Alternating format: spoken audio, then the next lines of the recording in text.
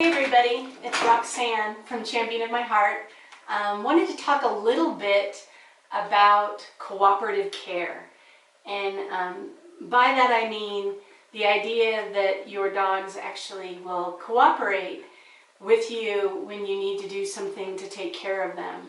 It's an idea that really started like with zoo animals, right? They train using clickers usually, you know, like dolphins to swim up to the edge and flip over so that the veterinarians can examine them or administer a medication or draw blood or something like that, or like training an elephant or a tiger to, you know, offer its paw so that something could be done. Those kinds of things are all cooperative care. And I've been working with it with the girls, Clover and Tori, since they were tiny, and I feel like it's going pretty well. We did switch recently to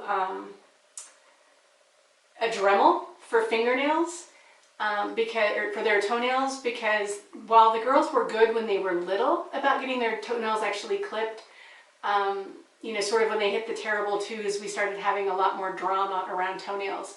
And I didn't believe my more experienced dog friends who said, oh, the dremel is so much easier. But it actually is, and it's a lot less traumatic for the girls. It's a lot less stressful for me. So it does take a little bit longer, but I think it goes a lot easier. And so I want to show you just a couple of things that Clover can do just in terms of cooperative care. I think Tori, I was going to have her in the video too, but I think she's outside with Tom. So anyway, so just Clover, I'm going to see if she'll come here willingly. She knows what we're going to do, I think. Close, can you come here, sweetie? Come here. So she knows what we're going to do. She's a little hesitant about it. Can you come here? Chicken. I'm going to give her chicken for coming. Can you come sit on your mat? Nest. Nest all the way. Good. Very nice job.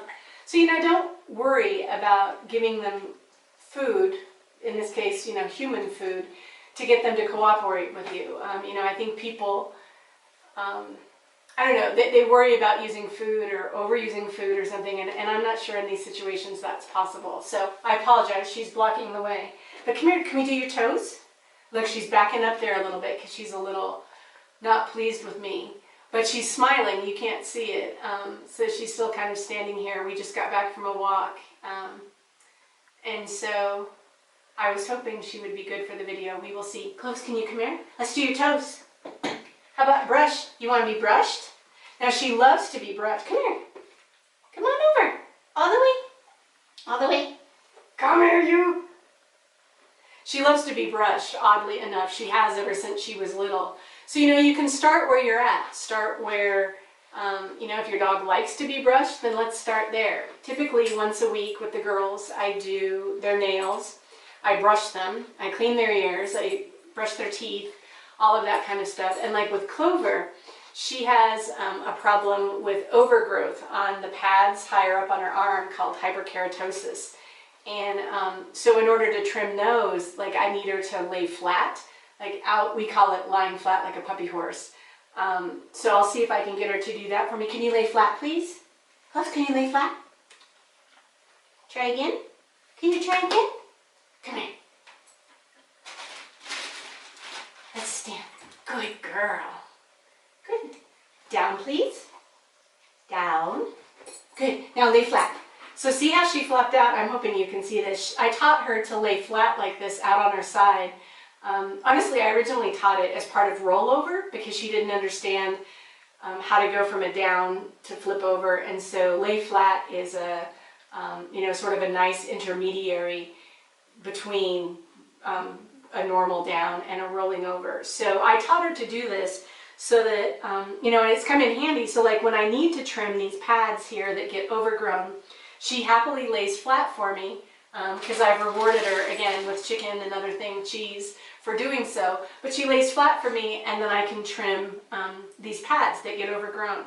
So, you know, I could brush her, I could, you know, flip open her ears and clean them if they needed to be cleaned. I could brush her teeth, or I've actually started using both a toothbrush and a microfiber cloth, and I kind of scrub the girl's teeth because that's a little easier for me than a toothbrush. So I'm going to show you, hopefully Clover will cooperate. I'm going to turn on the little Dremel thing here, and you'll see that it has a guard. So there's only a teeny bit of space where the nail can be dremeled. But I'm going to turn it on.